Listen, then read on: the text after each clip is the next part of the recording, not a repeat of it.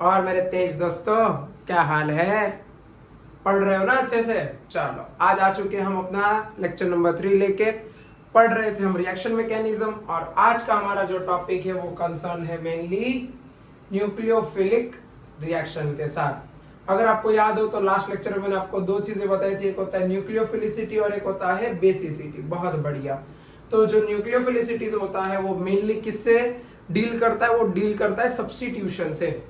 और जो अपना बेसिसिटी होता है वो किससे डील करता है? वो डील करता है एलिमिनेशन से। तो आज हम लोग आगे बढ़ेंगे कि सब्स्टिट्यूशन कैसे होता है। सब्स्टिट्यूशन का मतलब आपने सुना रहेगा, जैसे अभी मैचेस अच्छे चल रहे हैं तो उसमें भी सब्स्टिट्यूट प्लेयर होते हैं, इंपैक्टफुल प्लेयर होते हैं, यानी कि किसी और को हटा के किसी और को लेके आना। तो वो कैसे किया जाता है, आज उसके बारे में एकदम विस्तार में चर्चा करेंगे। आइए शुरू करते हैं। सबसे पहले हमें पता होना चाहिए कि टाइप्स ऑफ एलिफेटिक। एलिफेटिक का मतलब स्ट्रेट चेन वगैरह। एलिफेटिक न्यूक्लियोफिलिक सब्स्टिट्यूशन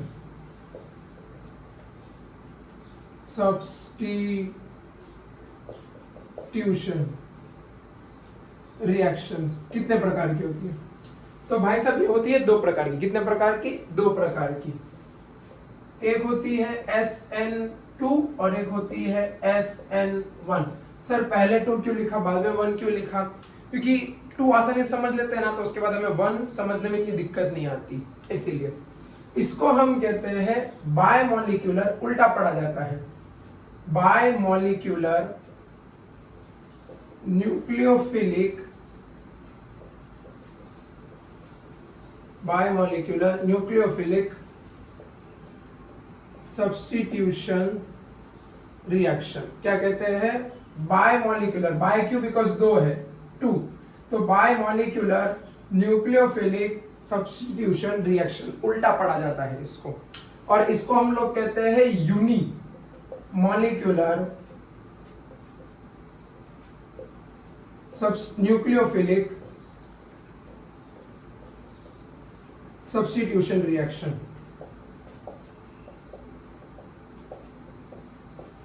सर ये रिएक्शन का मतलब क्या होता है? रिएक्शन, ठीक है, उसको शॉर्ट फॉर्म में लिखने का तरीका।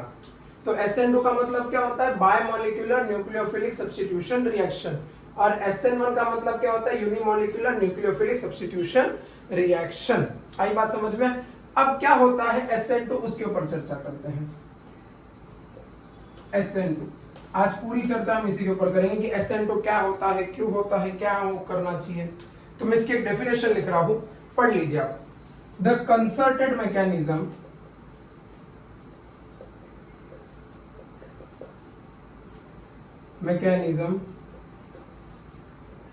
of nucleophilic substitution reaction in which bond breaking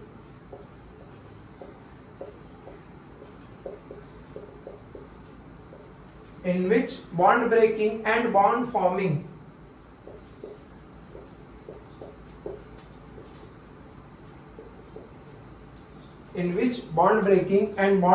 या फिर making takes place simultaneously takes place simultaneously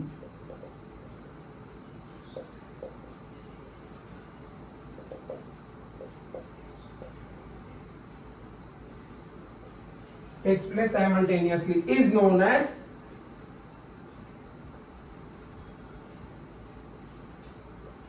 SN2 reaction.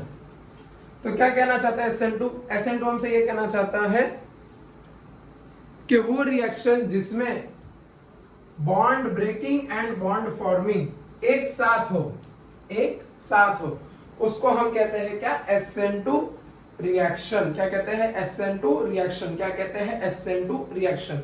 ये परिभाषा हो गई। अब समझते हैं क्या होता है। तो एक रिएक्शन से शुरुआत करते हैं। रिएक्शन है, मान लीजिए मिथाइलेशन ऑफ ब्रोमाइड या मिथाइल ब्रोमाइड। अल्कलाइन, इसको हम कहते हैं alkaline hydrolysis of methyl bromide.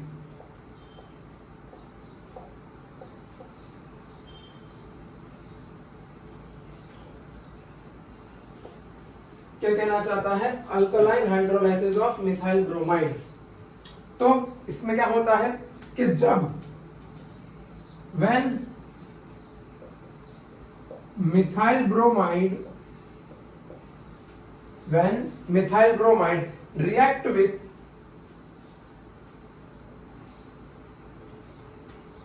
aqueous KOH slash NaOH, जब मिथाइल ब्रोमाइड रिएक्ट करता है aqueous KOH या NaOH के साथ, मिथाइल अल्कोहल इज ऑब्टेन्ड।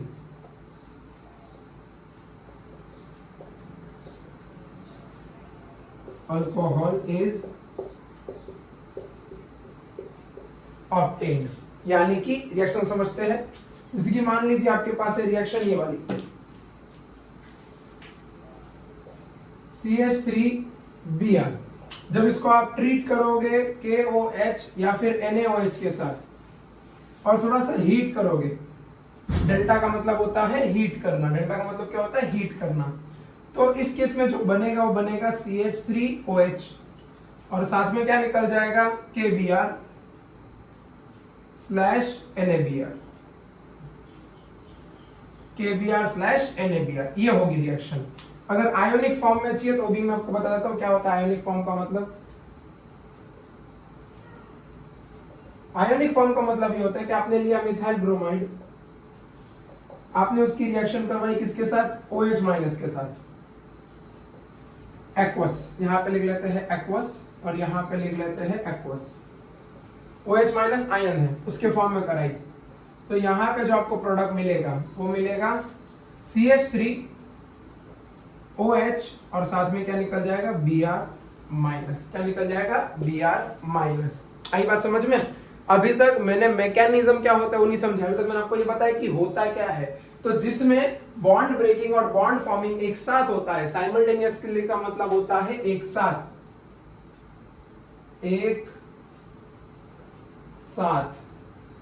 जिसमें एक साथ होता है उसको हम कहते हैं SN2 रिएक्शन। क्या कहते हैं? SN2 reaction. जिनमें एग्जांपल आता है alkaline hydrolysis of methyl bromide. Hydrolysis का मतलब पानी या फिर OH की मदद से तोड़ना। तो यहाँ पे हम क्या यूज कर रहे हैं? पानी यूज नहीं कर रहे, हम क्या कर रहे हैं? OH इस्तेमाल कर रहे हैं। लेकिन OH किसके साथ आया था? KOH या फिर NaOH के साथ आया था। और ये एक्वस का मतलब होता है पानी के अंदर घुला हुआ। तो जब मिथाइल ब्रोमाइड की रिएक्शन हम करवाते हैं एक्वस KOH या NaOH के साथ, तो हमें मिथाइल अल्कोहल मिलता है। मिथाइल अल्कोहल इसको हम कहते हैं, ये है मिथाइल अल्कोहल, दोनों। और ये है हमारे पास, इसको हम बोलते हैं मिथाइल ब्रोमाइड। मिथाइल ब्रोमाइड, आई बात समझ में? मिथाइल ब्रोमाइड, तब जाके रिएक्शन कंप्लीट होती है। अब इसका मैकेनिज्म वगैरह क्या है वो समझते हैं, लेकिन उससे पहले एक और चीज आपको जो जाननी है वो ये जाननी है कि इसका काइनेटिक एक्सप्रेशन क्या है।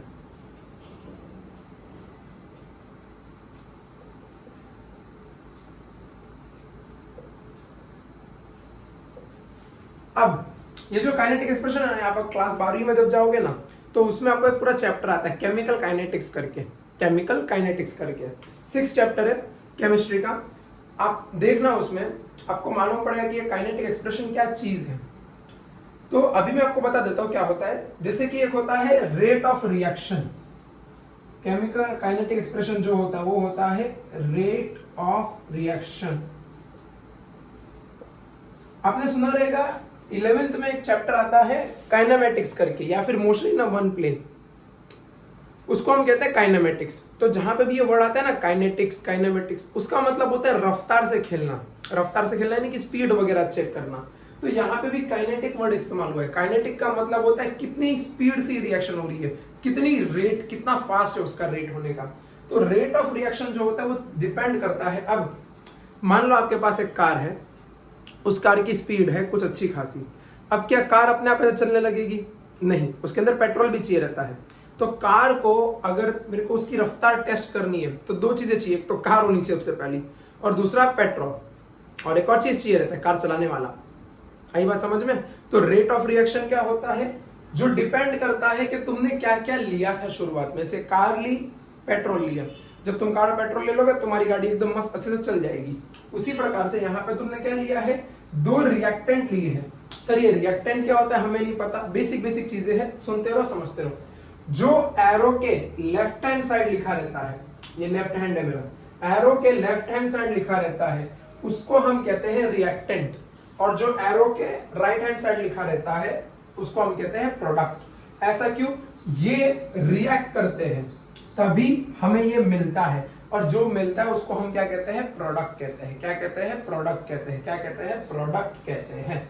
अच्छा, अब ये जब रिएक्ट करेंगे तो इसके लिए इनको हम रिएक्टेंट कहते हैं। यानी कि मान लो ये है कार और ये है पेट्रोल, अब ये दोनों रिएक्ट करेंगे तब हमें कुछ मिलेगा।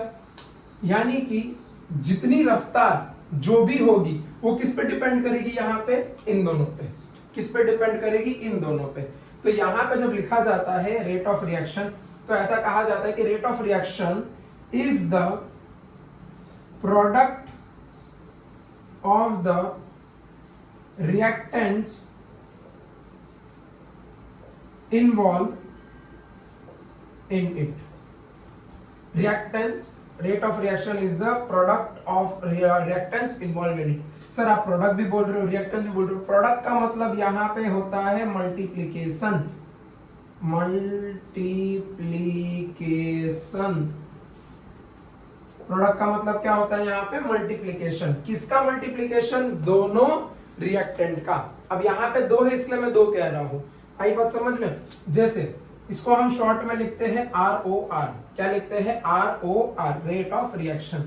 तो यहां पे जो रेट ऑफ रिएक्शन आएगा वो आएगा CH3Br, और यहाँ पे KOH, अगर आपने KOH लिया है तो। अब इसके ऊपर पावर कितनी आएगी, 1 सर ये पावर 1 क्यों आ रही है, आप बता सकते हो क्या? बिल्कुल, क्योंकि यहाँ पे आप देख सकते हो मैंने एक ही CH3Br लिया था और एक ही KOH लिया था। सर अगर वहां पे 2 लेते और यहाँ पे 1 लेते तो इसके ऊपर पावर क्या थी, 2। ये एक कहां से आ रहा है समझ में आ रहा है, ये इसका स्टोइकियोमेट्रिक कोएफिशिएंट होता है, बहुत पहले मैंने पढ़ाया था। तो ये स्टोइकियोमेट्रिक कोएफिशिएंट होता है। तो इसके ऊपर पावर क्या आएगी, 1, और इसके ऊपर क्या आएगी, 1। अगर आप ध्यान से देखो तो इन दोनों को ऐड करो, 1 + 1 कितना आ रहा है आंसर, क्या आपको 2 आ रहा है? 1 + 1 ये और ये ऐड करो, क्योंकि पावर्स ऐड होती है। जब ये ऐड करोगे तो आंसर कितना आ रहा है, 2 आ रहा है। आंसर 2 आ रहा है, इसका मतलब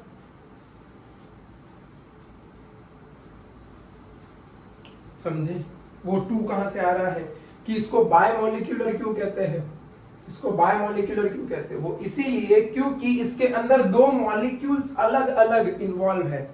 अलग अलग 2 मॉलिक्यूल जिसके अंदर इन्वॉल्व होते हैं जिस रिएक्शन में, रिएक्टेंट के तौर पे, उसको हम कहते हैं बायमोलिक्यूलर। तो सर इसका मतलब क्या मैं सही समझ रहा हूं कि यूनिमोलिक्यूलर में एक ही रिएक्टेंट इन्वॉल्व होगा? बिल्कुल। तो सर वो एक ही मॉलिक्यूल से कैसे होगा सब रिएक्शन, बताएंगे जब पढ़ेंगे तब आपको अच्छे से। तो यहाँ पे 2 अलग अलग चीजें इन्वॉल्व है, इसके लिए इसको हम क्या कहते हैं, बायमोलिक्यूलर। क्या कहते हैं, बायमोलिक्यूलर। आई बात समझ में, छाप लो।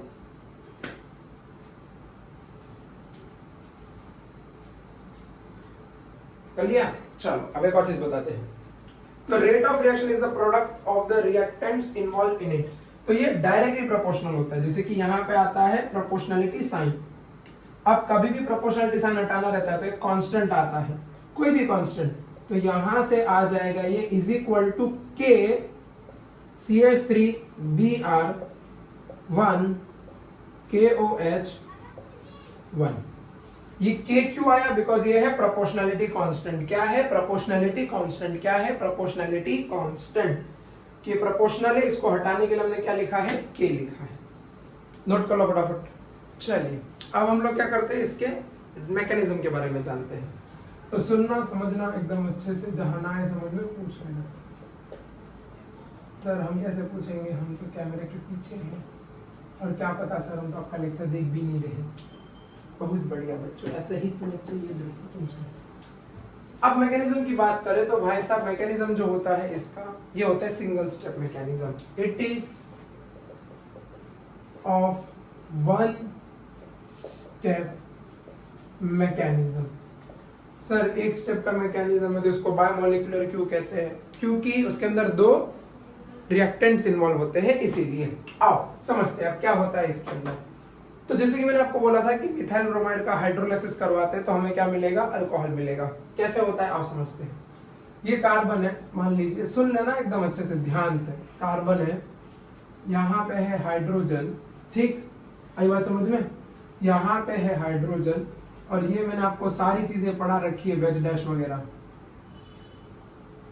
ये इसका मतलब होता है ये बाहर की तरफ है, मतलब आपकी तरफ, और यहाँ पे है H नहीं, यहाँ पे बी आर लिख लेते, यहाँ पे है H, ये ऐसा है, ये वाला जो है ये आपकी तरफ है, और एक दूसरा आता है जो ऐसा होता है, डैश, जो अंदर की तरफ होता है। कहाँ, अंदर की तरफ।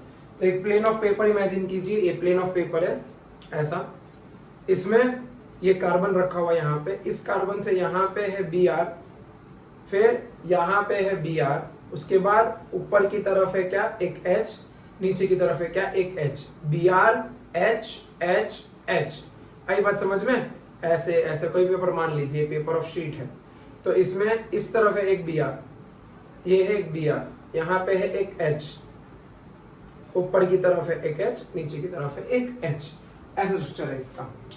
अब इसकी हम रिएक्शन किसके साथ करवा रहे हैं, इसकी हम रिएक्शन करवा रहे हैं मान लो OH माइनस के साथ। अब यहाँ पे ध्यान से सुनना, ध्यान से समझना, जहां ना है उनको मैं कमेंट क्या पूछ सकते हो। होता क्या है ना, ये जो OH माइनस है ना, OH माइनस को इस कार्बन पे जाके ना बॉन्ड बनाना है। क्या बनाना है, बॉन्ड बनाना है। कि हुआ ये कि भाई साहब, ये जो हमारा Br है, Br कौन सी फैमिली से आता है, हेलोजन फैमिली से। इसने इस कार्बन से इलेक्ट्रॉन डेंसिटी अपनी तरफ खींच ली और इस कार्बन पे क्या दे दिया, पॉजिटिव चार्ज। क्या दे दिया, पॉजिटिव चार्ज। अब जब ये OH इधर उधर भटक रहा था, ऐसे गोल गोल घूम रहा था, तो OH देखा, अरे कार्बन तुम कुछ बदले बदले से लग रहे हो। तो कार्बन ने बोला, कहाँ बदला बदला, क्या हुआ, पहले तुम पे कोई चार्ज नहीं हुआ करता था, अब तुम सुना है पार्शियल पॉजिटिव रहने लगे हो। तो सी ने बोला, हाँ वो Br है ना साथ में, वो सारा इलेक्ट्रॉन ले लेता है, हाइड्रोजन का भी ले लेता है, मेरा भी ले लेता है, क्या करूं मैं। तो OH ने बोला, एक काम करो, आओ हम दोनों बॉन्ड बनाए, आओ हम दोनों बॉन्ड बनाए। OH के ऊपर माइनस था, C के ऊपर प्लस था। अब OH क्या किया, बॉन्ड बनाने के लिए जैसे ही कार्बन की तरफ गया, ऐसे OH बोला, ये हो क्या रहा है। पर फिर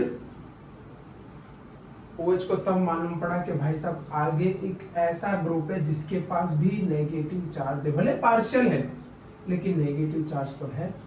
पार्शियल का मतलब पूरी तरीके से नहीं है। तो OH ने फिर अगले दिन जाके वापस कार्बन से बात की। कार्बन बोला, तुम आने वाले थे मेरे साथ बॉन्ड बनाने, आए क्यों नहीं। मैं आया था लेकिन तुम्हारे सामने वो Br खड़ा था, तो जिसकी वजह से मैं तुम्हारे करीब नहीं आ सका। एक काम करो तुम OH, हाँ बोलो कार्बन, तुम पीछे से आओ, पीछे वाले गेट से। हाँ ये करने लायक है कार्बन, मैं पीछे वाले गेट से आता हूँ। क्या वो पीछे वाले गेट पे नहीं होगा, बिल्कुल नहीं OH पीछे वाले गेट पे नहीं होगा, वो सिर्फ फ्रंट गेट पे उसका नजर रहता है।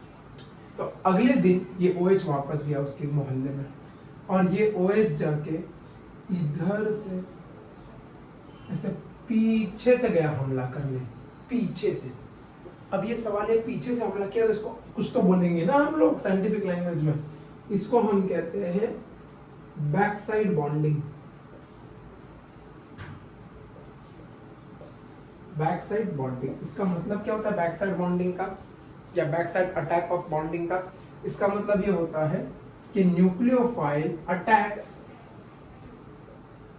From the back side of the substrate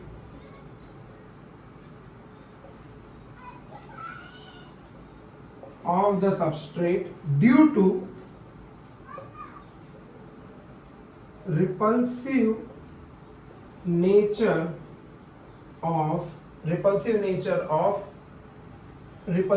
of living group इसमें लीविंग ग्रुप कौन है? Br minus, leaving group from the front side.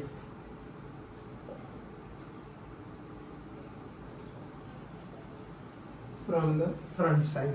अब वो बैक साइड बॉन्डिंग करने आया, तो जैसे ही ये गया तो भाई साहब कुछ तो हुआ हलचल कि हाँ Br जो बैठा था एकदम मस्त ऐसा अपने मौज में, उसने देखा कार्बन ने 5 बॉन्ड बना लिए, मेरा क्या होगा? तो ऐसे उसके मन में ख्याल आने लगे। तो अब यहाँ पे Br ने ये बोला ठीक है, मैं एक काम करता हूँ, मैं अपने इलेक्ट्रॉन मेरे साथ लेके चले जाता हूँ, जो पार्शल था उसको मैं पूरा करता हूँ। अब Br लेके चला जाएगा, लेकिन Br पूरी तरीके से लेके जा नहीं पाता। तो एक्चुअल में होता ये है कि कार्बन इधर है,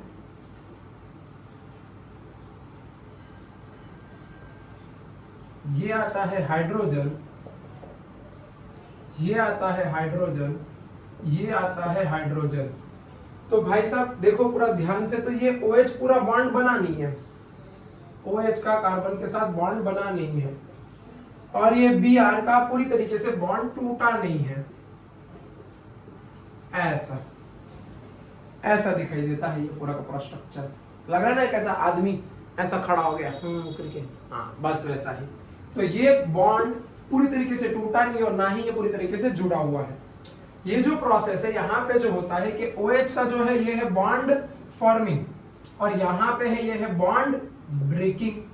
तो बॉन्ड बन रहा है, बॉन्ड टूट रहा है, दोनों चीजें एक साथ हो रही है। इसीलिए इसको हम कहते हैं एक स्टेप में रिएक्शन होता है। एक स्टेप में क्यों होता है? क्योंकि यहाँ पे बॉन्ड फॉर्मिंग और बॉन्ड ब्रेकिंग दोनों एक साथ हो रहा है। अगर अलग अलग होता तो हम बता पाते कि हाँ भाई साहब कैसा है क्या नहीं। अब यहां से यहां तक आने में जो चीज रिएक्शन को टाइम लगती है, इसको हम कहते हैं RDS। RDX नहीं, वो वेलकम नहीं है, उसको वहीं पर रहने दो। RDS का मतलब होता है रेट डिटरमाइनिंग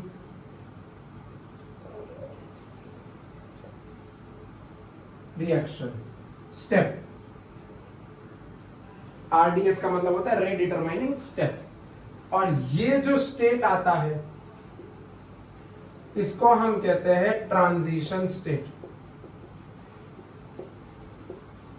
क्या कहते हैं? Transition state. तो पहले लिख लेता हूं मैं, ट्रांजिशन स्टेट क्या होता है? तो transition state is high energy unstable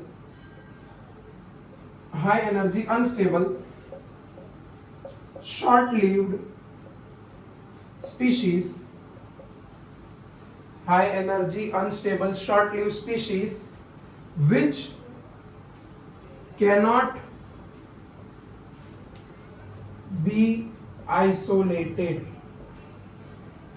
isolated का मतलब उसको हम निकाल नहीं सकते। ट्रांजिशन स्टेट जो होता है इनके अंदर बहुत एनर्जी होती है, अनस्टेबल होता है और शॉर्टली होता है। तो इनके अंदर से हम लोग इसको निकाल नहीं सकते रिएक्शन के अंदर से। ये इसलिए बता रहा हूं बिकॉज अभी SN1 में आएगा इंटरमीडिएट स्टेट, तो उसको हम आसानी से निकाल सकते हैं, वहां की बातें करेंगे। तो ट्रांजिशन स्टेप क्या होता है? High energy unstable shortly species जिसको हम निकाल नहीं सकते। आइसोलेट का मतलब होता है निकाल नहीं सकते, बहुत ज्यादा एनर्जी होती है इसके अंदर, बहुत ज्यादा एनर्जी होती है। और इसके बाद एक जो फाइनल चीज आती है वो ये आती है कि यहां से रिएक्शन आगे बढ़ती है और ये होता है फास्ट स्टेप। फास्ट स्टेप का मतलब ये होता है रेट डिटरमाइनिंग स्टेप, और ये होता है स्लो स्टेप। स्लो स्टेप इसलिए बिकॉज इसमें बॉन्ड बनना और बॉन्ड टूटना दोनों एक साथ हो रहा है। अब जैसे ये हो जाता है यहां से ये फटाफट टूट के निकल और ये यहाँ पे आके जुड़ जाता है। तो तुम्हें कुछ इस प्रकार से दिखाई देता है ये पूरा, ये H आ गया, यहाँ पे H आ गया, यहाँ पे H आ गया, और ये पीछे की साइड क्या आ गया? OH। पीछे की साइड क्यों है समझ में? तो आगे तो Br पहला दे के खड़ा था, इसके लिए यहाँ पे क्या आता है? OH। इसका एक और चीज आता है वो भी हम बताते हैं आपको थोड़ा टाइम में, कितना फटाफट नोट। अब आगे इसमें एक चीज आपको और पढ़नी देती है, वो पढ़नी देती है energy profile diagram. Energy profile diagram क्या होता है ना? ग्राफ होता है, आपको थोड़ा सिंपल सा ग्राफ है, आपको समझना पड़ता है। क्योंकि इंपॉर्टेंट होता है इसीलिए। ठीक, यहां पे होती है एनर्जी और यहां पे होता है रेट ऑफ रिएक्शन।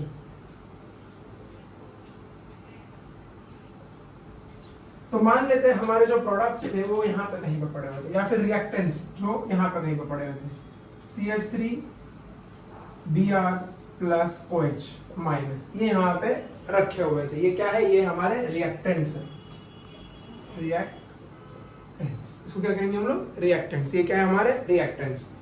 होता क्या है ना कि ये जो रिएक्टेंट्स है, तो आपने अभी स्ट्रक्चर देखा था कि ऐसा कुछ था, CH H और यहाँ पे था ये OH। ये आपने स्ट्रक्चर देखा था, राइट?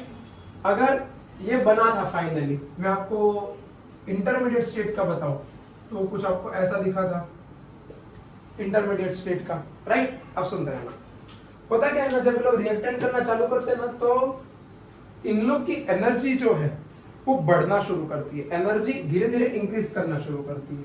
तो यहाँ पे थे, यहाँ से धीरे धीरे धीरे धीरे लोग अपनी एनर्जी बढ़ाते रहते, और एक पॉइंट आ जाता है जहां पे इनकी एनर्जी एक कुछ हद तक, एक माइक्रो सेकेंड तक इनकी एनर्जी क्या हो जाती है?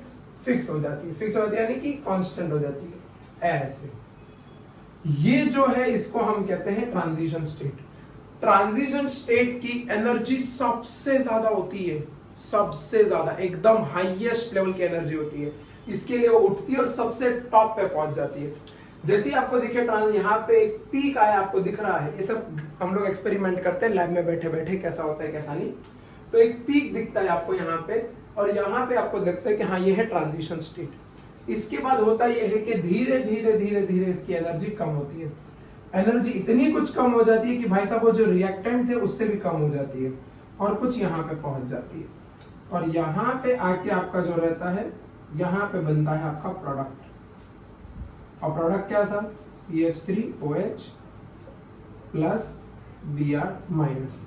तो CH3OH आपका आपके प्रोडक्ट बन जाता है। प्रोडक्ट की एनर्जी रिएक्टेंट से भी कम हो जाती है, प्रोडक्ट की एनर्जी रिएक्टेंट से भी कम हो जाती है। अब इसमें दो तीन बातें हैं जो आपको ध्यान में रखनी है। एक होता है यहां से यहां तक, ये होता है डेल्टा E। डेल्टा E का मतलब होता है activation energy, activation energy. Activation energy का मतलब वो कि कितनी एनर्जी लग रही है इस रिएक्टेंट को एक्टिवेट करने में। एक्टिवेट करने के लिए होता है ना, सुबह सुबह पापा को स्कूल नहीं जाना, फिर पापा का एकदम मस्त थप्पड़ आता है, हाँ मेरे को जाना है, मेरे को तो कभी स्कूल छुट्टी मानना ही नहीं था। तो वो जो थप्पड़ था वो किस चीज के लिए था? वो था एक्टिवेट करने के लिए आपको। तो यहाँ पे भी ये जो एनर्जी लगती है कि इसको एक्टिवेट करने के लिए, उसको हम कहते हैं क्या? Activation energy. क्या कहते हैं? Activation energy. क्या कहते हैं? Activation energy. उसके बाद यहाँ पे जो आपको दिखता है, ये यहां से यहां तक की वस्तु, इसको हम कहते हैं डेल्टा H। क्या कहते हैं? Delta H। तो डेल्टा H क्या होता है? डेल्टा H होता है हीट ऑफ रिएक्शन, या इसको आप आगे चल के एक और चीज पढ़ोगे एंथैल्पी करके, क्या होता है सब बताएंगे। अब अगर आप ध्यान से देख सको तो क्या ये इस लेवल से नीचे है? ये ऊपर है तो पॉजिटिव ही होगा। ये इस लेवल से नीचे है, तो अगर कोई चीज मीन पोजीशन से नीचे, मतलब उसको हम कहेंगे नेगेटिव। नेगेटिव का मतलब ये कि भाई साहब जब ये रिएक्शन होती है ना, तो इसमें हीट निकलती है, यानी कि reaction is exothermic. Exothermic reaction होती है। एक्सोथर्मिक रिएक्शन का मतलब कि जो हमें महसूस हो। तो क्या होता है ना, हम लोग सब एक कटोरे में या फिर एक बीकर होता है, उसमें हम परफॉर्म करते हैं। आप लोग भी कर रहे रहोगे। उस बीकर में जब परफॉर्म करते हैं ना, तो ये जो बीकर है ना, ये बीकर गर्म होना शुरू हो जाता है। गर्म अगर आपको महसूस हो रहा है, उसका मतलब कि हीट बाहर निकल रही है, उस सिस्टम से बाहर निकल रही है। उसको हम कहते हैं एक्सोथर्मिक रिएक्शन। उसको हम क्या कहते हैं? Exothermic reaction. क्या कहते हैं? Exothermic reaction. आई बात समझ में? पक्का? छाप लो। अब कुछ कुछ चीजें आती है जो आपको देखनी पड़ेगी। सबसे पहला, factors affecting SN2 reaction. Factors affecting SN2 reaction. सबसे पहला जो कार्बन है ना, उसके ऊपर अगर R ग्रुप, जिसको हम कहते हैं अल्काइल ग्रुप,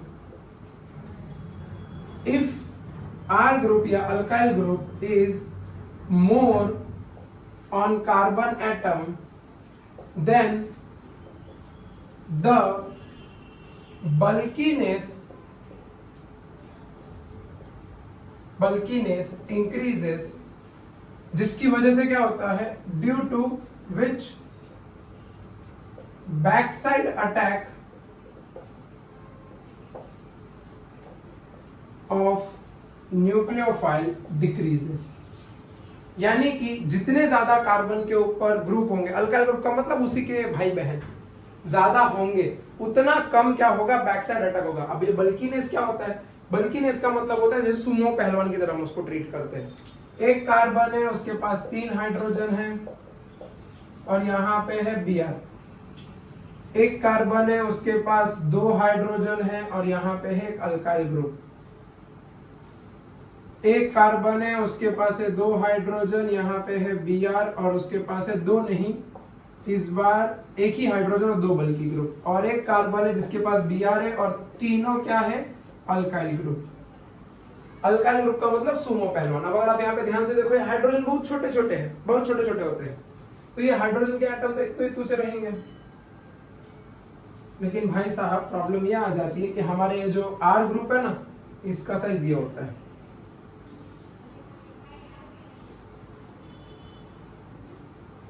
कुछ समझ पा रहे हो? तो अब इसमें आप ध्यान से देख सको, ये OH आएगा तो मस्त यहाँ से अटैक कर लेगा, यहाँ से उसको थोड़ी प्रॉब्लम होगी जगह बनाने में, यहाँ से और प्रॉब्लम होगी, और यहाँ से तो भाई कहाँ से जाए, आगे से ये Br भी तो है इतना बड़ा वाला। तो इसको हम कहते हैं बल्कीनेस, इतने बड़े बड़े एटम्स हो जाते हैं, जिसकी वजह से सबसे ज्यादा जो रिएक्शन दिखाता है वो दिखाता है हमारा ये पहला वाला, और फिर दूसरा वाला, और फिर सबसे कम कौन दिखाता है, तीसरा वाला। आई बात समझ में? छाप लो फटाफट, अच्छे से कर लिया। चलो आगे।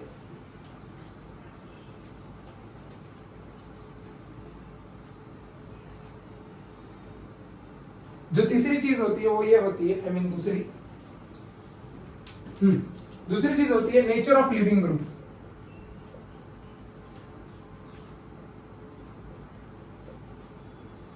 कि जितना अच्छा लिविंग ग्रुप होगा, उतना अच्छा न्यूक्लियोफाइल का अटैक हो पाएगा। तो अब सवाल है कि हमें कैसे पता चलेगा लिविंग ग्रुप कौन सा अच्छा है कौन सा नहीं। जिसका साइज बहुत बड़ा होता है ना, आसानी से निकल सकता है। तो यहां से आप देख सकते हैं इन दोनों के बीच में साइज छोटा है। वो क्यों होगा मैं आपको बताता हूँ। ऐसा कि आप तो बोलते हो कि अगर साइज बड़ा है तो आसानी से निकल नहीं पाता, लेकिन अभी आप बोल रहे हो आसानी से निकल जाएगा। बताते हैं, सुनते रहो।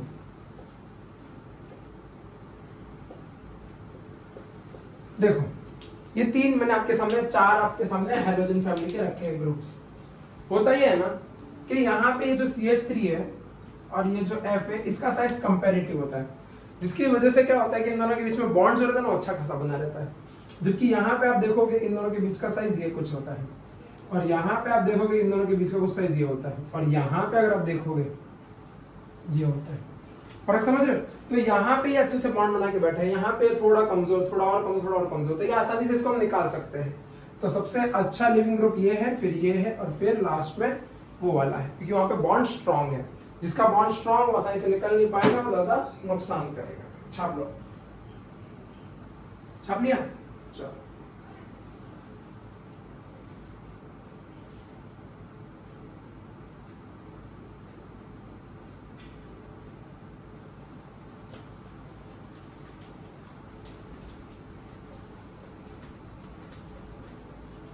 वो अलग था, ये ऊपर वाला अलग इसलिए था बिकॉज उसमें क्या था, अल्काइल ग्रुप था, इसमें लिविंग ग्रुप की बात हो रही है। अगली जो चीज आती है वो आती है नेचर ऑफ न्यूक्लियोफाइल। जितना अच्छा न्यूक्लियोफाइल होगा, उतना अच्छा क्या होगा, बैक साइड अटैक कर पाएगा और उतना अच्छा बॉन्ड फॉर्म कर पाएगा। और जो चौथी चीज आती है, तीसरी चीज क्या आ गई, nature of nucleophile.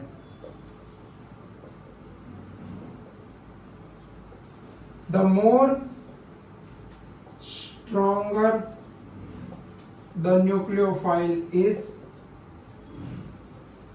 the more effective is the attack of nucleophile from the backside. और जो आखिरी चीज आती है वो आती है nature of solvent. Nature of solvent का मतलब कि भाई साहब जिसके अंदर रिएक्शन करवा रहे हो पानी वगैरह वो भी तो अच्छा होना चाहिए। तो नेचर ऑफ सॉल्वेंट कुछ भी हो सकता है। तो नेचर ऑफ सॉल्वेंट का मतलब कि ऐसा सॉल्वेंट पोलर एप्रोटिक, जो पोलर एप्रोटिक होता है, आपको याद हो तो मैंने बताया था, एक होता है पोलर, एक होता है नॉन पोलर। पोलर में दो प्रकार होते हैं, पोलर प्रोटिक, एक होता है पोलर एप्रोटिक। तो जो पोलर एप्रोटिक होता है सॉल्वेंट वो फेवर्स करता है। फेवर करने का मतलब कि वो बढ़ावा देता है। किसको बढ़ावा देता है? SN2 रिएक्शन को। क्यों ऐसा, क्यों रीजन आना चाहिए? क्योंकि ये हमारा जो न्यूक्लियोफाइल है, it does not solvate the nucleophile, कि ये हमारा जो न्यूक्लियोफाइल है इसको क्या करता है? सॉल्वेट नहीं करता। अब इसका क्या मतलब हुआ सॉल्वेट नहीं करता? इसका मतलब ये होता है कि ये न्यूक्लियोफाइल, मान लो ऐसा हुआ कि आप न्यूक्लियोफाइल लेके एकदम अच्छा मार्केट से खरीद के आपने उसको पानी में डाला, भाई साहब वो तो घुल गया, जबकि उसका काम क्या था? अटैक करना। तो ऐसा सॉल्वेंट होना चाहिए जो न्यूक्लियोफाइल को क्या करे? पिघला ना दे या फिर उसको कन्वर्ट ना कर दे सॉल्वेट में। ये सारी चीजें होती है। छाप लो। क्या पढ़ा अभी तक?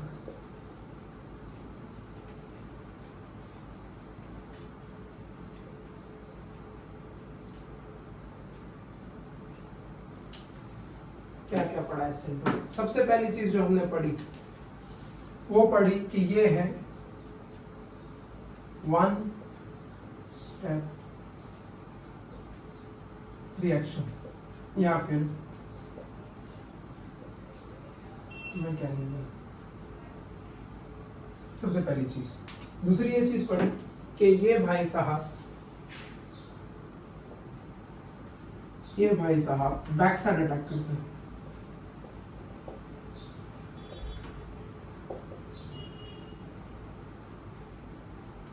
तीसरी चीज जो हमने पढ़ी वो ये पढ़ी कि ये पोलर एप्रोटिक सॉल्वेंट में अच्छा खासा होता है।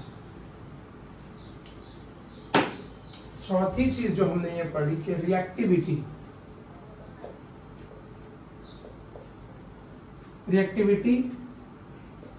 CH3X